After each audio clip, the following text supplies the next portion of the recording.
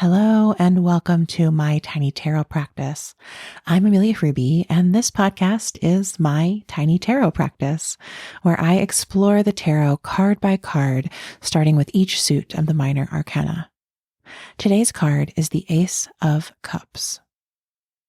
In the Rider-Waite-Smith version of the tarot, the Ace of Cups features an overflowing cup held by a single hand. The water flowing out of the cup is flowing into a pond or an ocean or a river that has beautiful lily pads on it. And then above the cup, we see a bird, a dove, holding what looks to be a wafer, a communion wafer, if you're familiar with the Catholic tradition. Many historical interpretations of this card view this cup and the combination of the cup and the wafer and the dove as the Holy Grail, the cup that Jesus drank from at the Last Supper, the cup of all of the King Arthur tales and the searching, and one of the most sacred mythical objects of Western civilization. I don't personally take such a religious or mythopoetic view of this card, or perhaps mytholiteral view of this card. But when I look at the Ace of Cups, what I'm reminded of is simply a cup that floweth over and the abundance of water in flow, the generative nature of flowing water.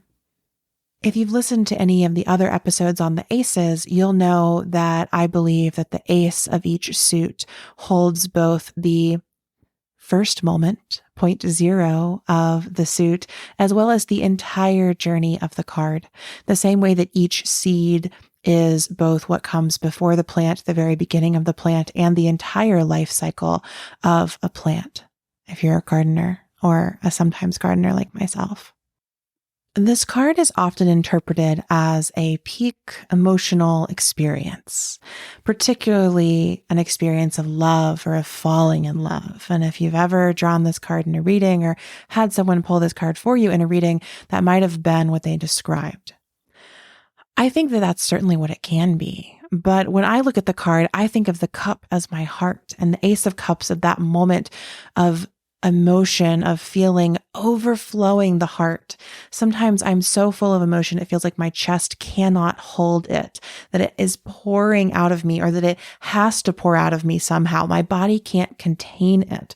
My cup needs to overflow. And if I try to hold it in or repress it, that will only harm me and harm the feeling itself. And this, I think, is the magic of the Ace of Cups. The Ace of Cups is simply those moments where our feelings overflow our bodies, where our embodied selves cannot contain the depth and richness and abundance of our emotions. And in those moments, it's not our job to do something with our feelings. It's not our job to make something of them or create something or anything like that. It's simply to allow it to overflow, to be receptive in those moments, to actually receive all of the feeling and let it flow into the world.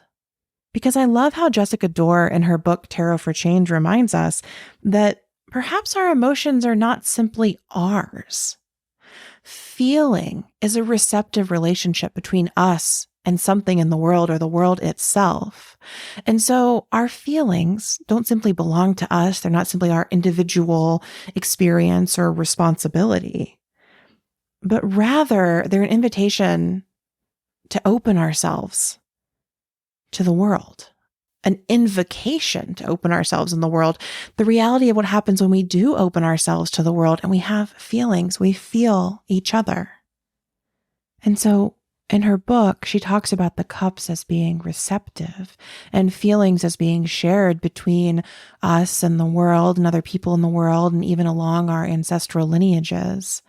And in Tarot for Change, she writes, emotions are living energetic currents with life cycles of their own.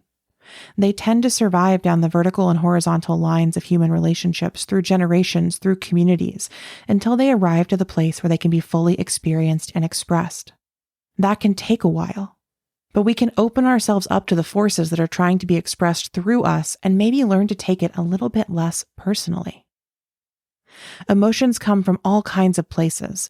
We can be like the cup and make a space to receive them. And this, I think, is the invitation of the Ace of Cups, to be like a cup, to receive and to overflow with abundance. Our feelings, our emotions are not a scarce resource. They are infinite, just like our relationship with the world can be infinite.